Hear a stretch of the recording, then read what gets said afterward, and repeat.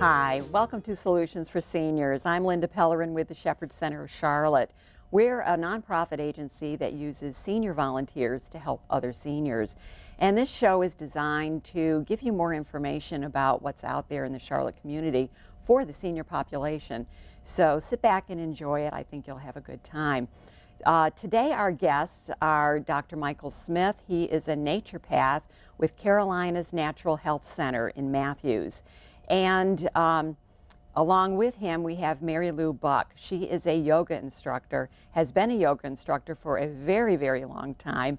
And she works with Yoga for Life. And she's also one of our instructors for our Adventures in Learning series, which is an educational series that we offer at the Shepherd Center. Dr. Smith, what is it that you feel that seniors, or why should a senior go to you? I know it's been my experience in talking with seniors that a lot of times they tend to go to alternative medicine or a different kind of medicine when they've exhausted all of the possibilities. Do you find that? Yeah, definitely I do. Oftentimes people come to us as almost like a last resort.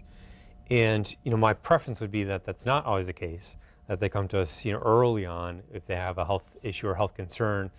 And we're often able to help significantly in helping to usually slow down, stop, or reverse the progression of their health concern or disease or condition that may be coming up for them. The other thing too that I often find with seniors is that there's many seniors that are taking lots of different supplements, whether it's vitamins, minerals, herbs, things like that, that maybe they read about in a newsletter, or heard on the news, read in a magazine, a friend told them, a neighbor told them about it. And I've often found that seniors they're coming in with almost baskets full of supplements, and many times they're taking things that they necessarily shouldn't be taking, don't need to be taking, or doubling or tripling up on some things. And so, as a naturopathic physician, I'm really able to help to guide them on, what really do they need to be taking, what makes the most sense for them in terms of their health and is going to provide them with the best outcome for their own health and health concerns. And so ideally, yeah, I'd love to see them first off with that, but anytime they come, there's oftentimes lots that we can do that can significantly improve their state of health. Well, you mentioned supplements. Now, I know there's a lot of seniors out there that take a lot of medications, prescription medications that are prescribed to them by their family physician or a specialist. And are you able to look at some of these prescriptions and maybe help them wean themselves off of some of that? At times, yes. And one of the things that we do, we're one of the only professions that is actually well trained in pharmacology, so we understand their medications and prescriptions, as well as supplements, vitamins, minerals, herbs, things like that, to understand, what's contraindicated, what should they be taking, what shouldn't they be taking together, and to help to guide them in that process. But ultimately, our goal is to improve their state of health. We want to make them healthier, as well as helping them feel better. And many of the medications that they're taking, some may be absolutely necessary, and I'll be the first one to tell them so, but some maybe there's other things that can be done in place of that, don't have all the other effects that medications have. And we can very much guide them in that process, as well as working along with the other physician who prescribed it in the first place to see when we can get them off them or decrease their dosing on it. Now, are you able to, I know that some seniors are suffering from arthritis, or, maybe they have some kind of, maybe low kidney function, or, just all sorts of things. And when they go to a physician that we would think of as, say, a traditional physician, the physician just readily prescribes medication for them, but never really says, well, the reason you have this condition is because of this. Are you able to pinpoint? Because this is what bothers me the most when I go to a doctor, is I know that I'm having maybe arthritis pain, but I want to know what causes it and what can I do to make it go away in a natural way. Yes, and you're not alone in that. I mean, most people want to know what can they do to improve it. Right? That's why they're going to the doctor, to get more health. And for us, that's very much what we do. Really work with people to understand what's at the root cause. What's really the problem that's going on that's allowed these symptoms or this disease or this process to show up in the first place. And then how can we work with the body to help to cause the body to do its own healing? Because the bodies have an amazing ability to heal themselves. And so everything we do as naturopathic doctors is focused on that. trying to figure out what's missing, what's in the way, what's not allowing our bodies to heal on its own, and then helping to support the body to do that. And so we very much are that. We're kind of problem solvers, trying to figure out, like, well, what went wrong, and how do we work to get it back? Well, how do you go about finding out a root cause of a particular condition? The first step is really understanding, how do we get here?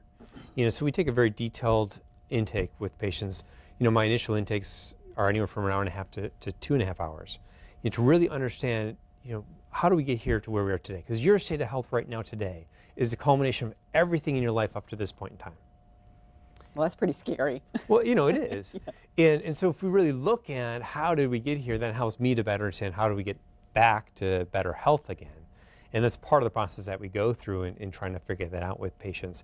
And it's also paying very close attention to their specific symptoms and what they're experiencing, much more than what we just need to know to diagnose the problem, but to actually understand exactly how does it show up for them? Like, how is it unique for them? Because not everybody's arthritis is the same. And so I want to know what yours is like, and it's going to be different than someone else's and someone else's. And that information will help to guide me to know, how do we start to work with this person to improve their health? Okay, is it possible for a medication to cause a symptom which maybe like arthritis, for instance? Oh, very much so. Yeah, I mean, this is the one thing about medications. There's a time and a place for drugs and medications. And again, if someone needs one, without a doubt, that's where we're going. But before we start to put people on medications, there's oftentimes so many other things that we should do and could be tried, and working on improving their state of health, because drugs and medications don't actually improve health. They can cover up symptoms, they can mask a disease process, but they're not actually improving the state of health of the person. And so that's really a mind shift for a lot of us to realize and recognize that, yes, you may take this pill and you may feel better, but it's not necessarily correcting the disease process or correcting the problem. And so often what happens is the disease continues to progress. And so unless we really work on the underlying issue, things are going to make it worse and worse and worse, and you may need additional medications. And all medications come with other effects. They call them side effects. I just call them the unintended effects of the drug, because they cause all sorts of other issues in the body. Right. Well, one of the reasons I've asked both of you here today is because the beginning of the year is when a lot of people, everyone, they sit down and they write out their intentions for the year, their resolutions, and usually at the top of the list, at least for me, is I'm going to get healthier, I'm going to start exercising, I'm going to watch what I eat, I'm going to diet, and all of that. Now, Mary Lou, yoga. Now, I practice yoga, and I know a lot of people that do, but I know a lot of people that don't, and they're afraid of it. They maybe watch it on TV, or they might be at a health club and they walk by and they see the different poses and they're like, there's no way I'm going to be able to do that. And should it be something that they're afraid of? No, there are many misconceptions. I mean, many people, just what you said, think, oh, I can't do that. Everyone can do yoga. We have chair yoga classes. You can sit in a chair and do simple twists, stretches, things like that. You can hold on to a chair to do a lot of the postures. So yoga, it's for everyone. And I think we have many of the same purposes. I did a little research and came across some notes from a workshop from a book. Medicine treats what's wrong with us. Yoga treats what's right about us. Yoga strengthens what's right so that we can maintain our energy and maintain our good health. Now, how long have you been doing yoga? Almost 40 years. See, and that's wonderful. And of course, you can't tell because you're sitting there. But if anyone were to see you walk down the street, you don't look. You're not stiff anywhere. And that's one of the great things about yoga. And I know for myself, I've been doing yoga for maybe about 8 years, and just recently, I've become more flexible. Finally, my body has allowed me to stretch into some of the poses that I wasn't able to do fully before, but I can now. What would you recommend for someone who's never done yoga before, but they, maybe they're having trouble walking, they're getting a little bit older, and they're interested in becoming a little bit more flexible? What would you recommend? Well, I think if they're in good physical shape overall, I mean, if they're used to using their bodies, then start with a Yoga 1, a beginner class, or a gentle class. If they have real doubts about it, start with a gentle class. And if they can't do standing things, find a chair class. Mm-hmm. Mm-hmm. And what do you think of, what is the ratio between men and women? Well, we have more women than men, but we have a lot of men that do yoga. And the teachers that brought yoga to this country were men. You know, years ago, there were very few women teachers. Now there are many, many more, but there's still many men. We have many local men who are very dedicated, and we have a number of men teachers locally and certainly worldwide. Now, is yoga specifically tied to meditation, or can it be sometimes separate? Because there are some people who, you know, they just don't want to do the meditation. Well, we feel that meditation is important to a good overall practice, but you can certainly meditate without doing the physical yoga. You can do the physical yoga without meditating. But we hope that the physical yoga can be very meditative in the way you practice. Now, for seniors, how important is balance? Very important. We think that seniors break bones. They fall and they break bones because their balance is off. You know, if you stop doing things that you do when you're younger, then you lose your core strength, you lose your balance. And we really stress grounding down through your both feet if you're on both feet, or one foot if you're doing a balanced posture, to ground down, to keep your strength, to access your core strength, so you don't fall as easily. Now, Dr. Smith, how important is it for when you're seeing people? Do you recommend that they do more exercise? Yeah, I very much do. And it's one of the great things for seniors, you know, that the difference that I see between the seniors that are healthy, fit, you know, vibrant, and those that aren't is really their physical activity. That's one of the key things that I see, you know, is how much they move, how much they're active and they're involved, and whether it's, you know, doing yoga, getting out there playing tennis, you know, physically going on walks, doing different things like that. That's definitely one of the distinguishing factors that I see in people's health. And yoga is such a wonderful form of practice because, as you guys are talking about, balance is such a key thing, you know, because we don't want people to fall. And, you know, when I'm talking to my senior patients about, you know, their concerns over osteoporosis and really the whole issue why we talk about osteoporosis is because we don't want the bones to break or to fracture. And so one of the things that I talk to them about is ways in which they can improve their balance, and one of those main ways is yoga to help with that. Now, what would you recommend to seniors, you know, or I'll ask you first and then I'll go to you, Mary Lou. All right, say you've got a senior who's been sedentary for quite a while, and they want to start out 2011 with, you know, at least, you know, starting to move again and everything, and you know, starting with a good diet. What would you recommend for them as far as maybe, you know, good foods to eat? You know, it's as you talked about, you know, the beginning of the year is such a time where we do reflect and we do look ahead, and our health is the most valuable asset we have. And, you know, people don't often, I think, realize that or give that enough acknowledgement or credit. And so we need to look at that and figure out how can we invest in it. You know, what are the ways we can make an investment in our health? Because if you don't have your health, you don't have a whole lot. And so, in answer to your question, you know, foods that are great to eat, you know, I really encourage, food is so important. It is the most powerful medicine. You know, more powerful than some little pill that the doctor can recommend for you. And so paying attention to what you put into your body every time you eat is vital. And the foods that we should be eating are those what I refer to as whole foods. And how I define whole foods are foods that don't come in a package. So they don't come in a box, they don't have a label on them. So these are mostly going to be your fruits and vegetables, some elite quality proteins, you know, beans, nuts, legumes, things like that. They're going to be packed full of nutrients to help to feed and nourish the body. Because that's one of the things that I see with seniors is that they're deficient in nutrients. It's not they're deficient in vitamins and minerals, but they're deficient in whole foods. You know, they may be eating more things out of a box, more convenient foods, you know, more microwavable foods, things like that that aren't providing them with the solid whole food nutrition that they really need that's going to give them the vitality for their own health. And so as you're looking at the next year and trying to set aside, you know, what are some good goals, make the goals realistic for yourself. You know, have them be small little steps that you can do right now this week that's going to make a difference for you, rather than trying to like create these huge goals that you get started with, and after 3 days you're like, oh my gosh, I can't do this. Let's not be overwhelmed by them, but let's make some small steps. And maybe it's eating out one time less a week, or switching from a one packaged product to a more whole food product each week. Things like that you can start with. And as you start down that process, you'll find that you're easily able to start adding more and more things to help with your health. Well, I find, a lot of seniors are on fixed incomes, and whole foods are expensive. Is there a way for them to start, leaning toward more whole foods, fresh fruits and vegetables, and have it affordable for them?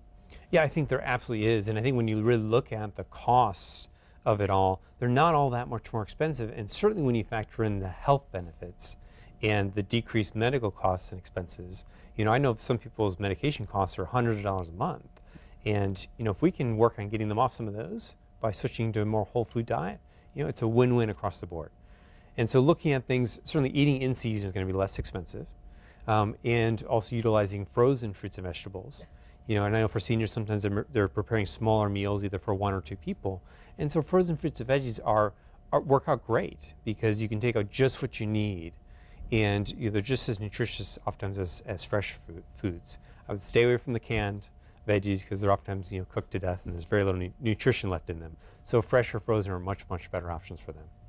Mary Lou, how about the buddy system? Does that really work for seniors, when they're trying to, get back and exercise and everything? I think for many it does. Some just don't have the willpower to do it on their own, and it's much easier with a friend. Mm-hmm. So what they should do is, start calling their friends, Yeah. and say, hey, Right. I want to go do this yoga Right. class, or I just want to go walk, or whatever. How about pets? Does it help if you have a pet and like maybe a dog that needs to go out every day and walk? And I would think so. I don't know about yoga specifically, but to go out and walk and exercise, of course. And I walk. I do things. I walk and swim and ride a bike sometimes. I do things besides yoga. mm-hmm.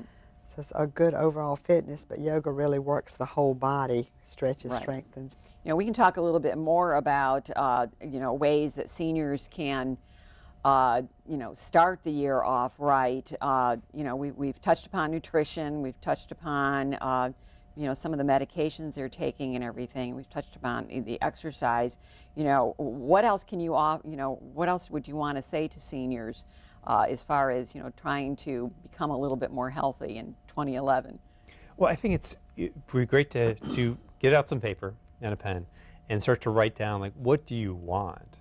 And be clear on what your objectives are in terms of what do you want better health to look like? What's it really mean for you? Does it mean you can play more actively with your grandkids? Does it mean you can walk around the block? Does it mean you're in less pain? And have specific things, specific goals that you want to accomplish.